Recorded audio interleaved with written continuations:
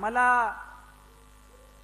कधी कधी मीडियाची लोक भेटतात, मला विचारतात की समोरचे 5 वेळा जे आमदार आहेत, मंत्री महोदय आहेत, त्यांच्याकडे कागलमधले सगळे गट त्यांच्या बाजूनी आहेत, त्यांच्याकडे महायुतीची ताकद आहे, त्यांच्याकडे केंद्राची ताकद आहे, त्यांच्याकडे मोठमोठ्या संस्था असतील, केडीसी असेल, गोकुळ असेल, त्याची ताकद आहे.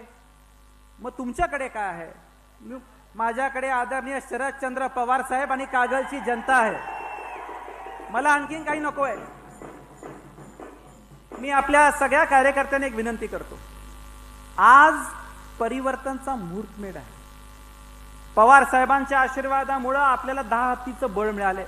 पण माझी एक कळकळीची विनंती आहे की आज कोणीही स्वतः विजयाची घोषणा करू नका. आपल्याला अजून पुढचे 2 महिने